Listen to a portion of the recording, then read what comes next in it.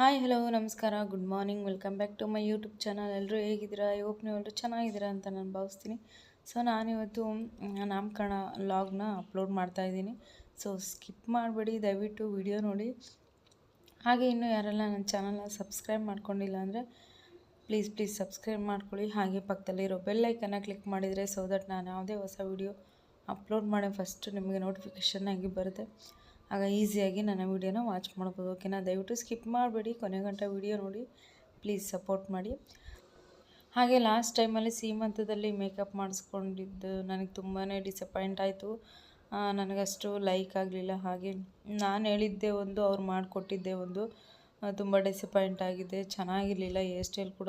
ನಾನು ಹೇಳಿದ್ದೆ ಒಂದು, ಬಟ್ ಅವರು ಹೇರ್ ಸ್ಟೈಲ್ ಮಾಡಿದ್ದೆ ಒಂದು. ನನಗಷ್ಟಕ್ಕಷ್ಟೇ ಆಯಿತು, ಸಮಾಧಾನ ಆಗಲಿಲ್ಲ ಸೀಮಂತದಲ್ಲಿ.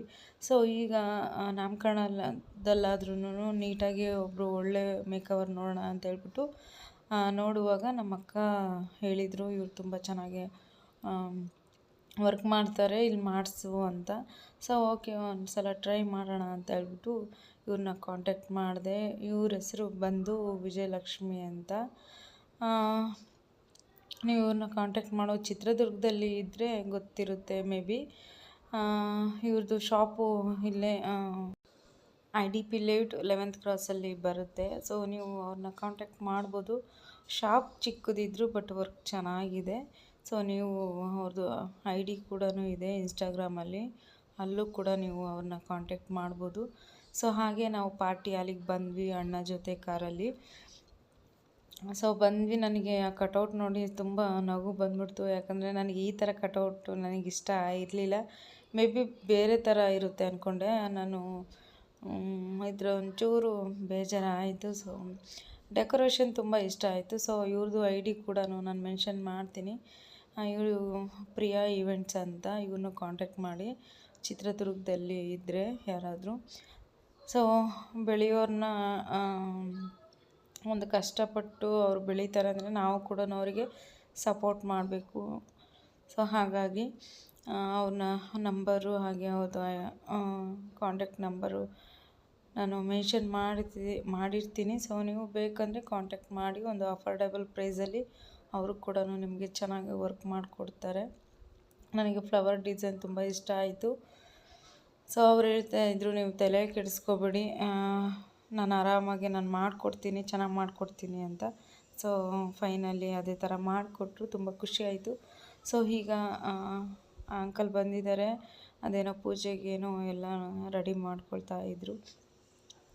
ಸೊ ಇದು ತುಂಬಾ ಲೆಂತಿ ವಿಡಿಯೋ, ಹಾಗಾಗಿ ನಾನು ಪಾರ್ಟ್ 1 ಪಾರ್ಟ್ 2 ಥರ ನಾನು ಅಪ್ಲೋಡ್ ಮಾಡ್ತೀನಿ. ಸೊ ನೆಕ್ಸ್ಟ್ ವ್ಲಾಗಲ್ಲೂ ನಾಮಕರಣದ ವ್ಲಾಗನೇ ಇರುತ್ತೆ. ದಯವಿಟ್ಟು ಸ್ಕಿಪ್ ಮಾಡಿಬಿಡಿ, ಕೊನೆ ಗಂಟೆ ವಿಡಿಯೋ ನೋಡಿ. ಹಾಗೆ ನಮ್ಮ ಅಕ್ಕನ ಮಕ್ಕಳು ವಿಡಿಯೋ ಮಾಡಿದ್ದು ಒಂದಷ್ಟು ಕ್ಲಿಪ್ಪಿಂಗ್ನ ಅವರು ಪಿಕ್ ಮಾಡಿಲ್ಲ.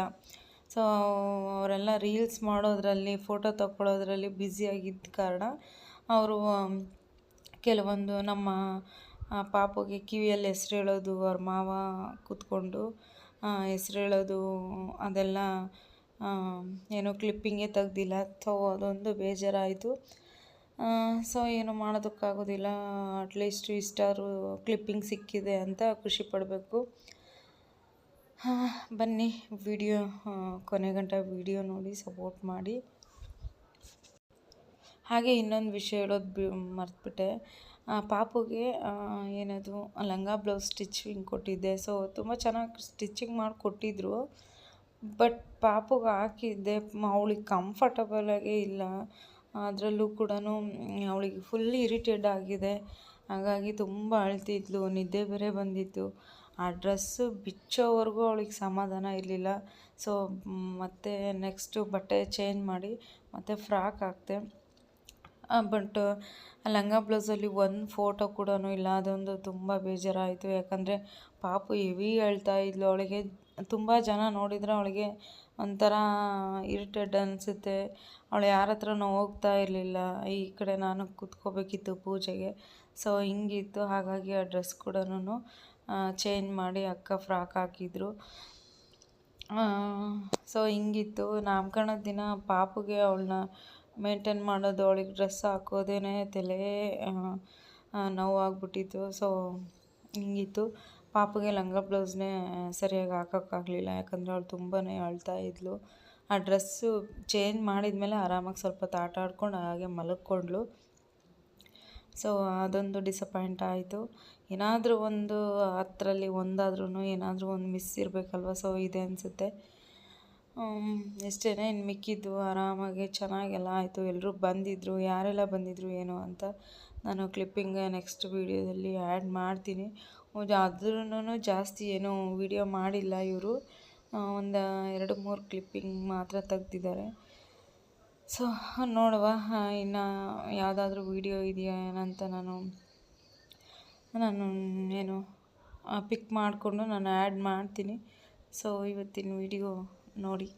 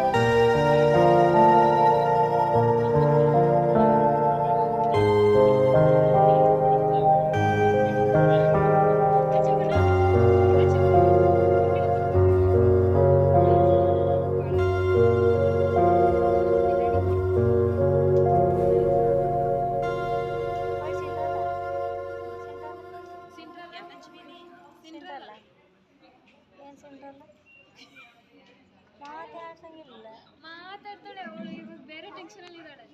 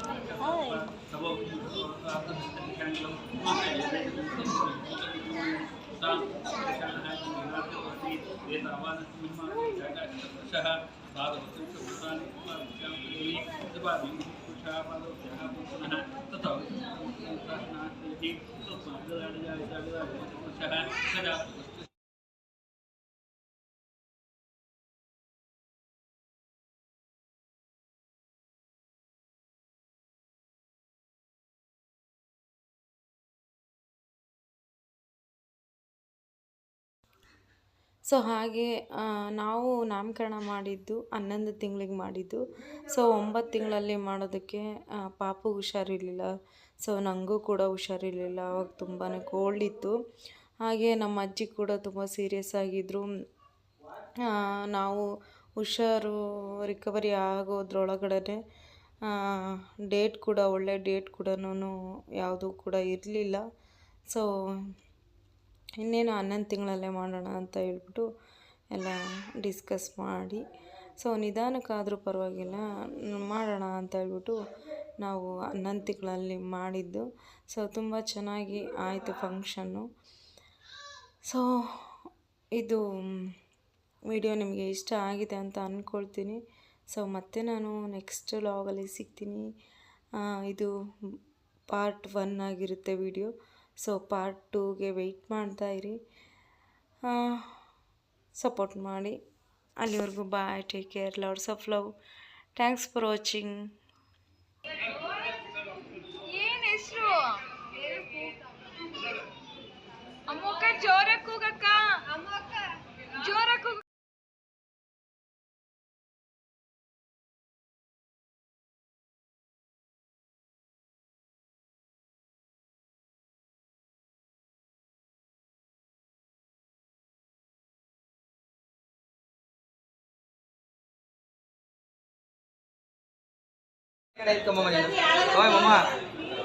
ಕಾಣಬೇಕು ನೀನು ಇನ್ನೂ ಸ್ವಲ್ಪ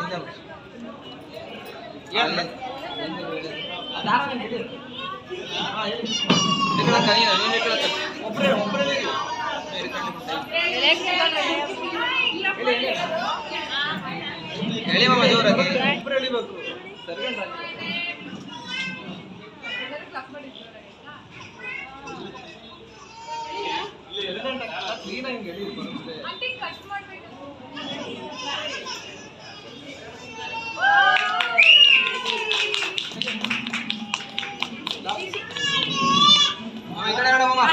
ಪಾಪನ ಈ ಕಡೆ ಇಬ್ರು ನನ್ನ ಜೊತೆ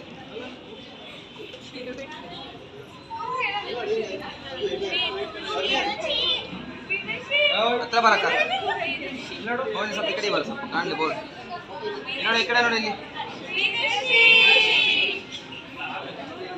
ಹಾಗೆ ಇರು.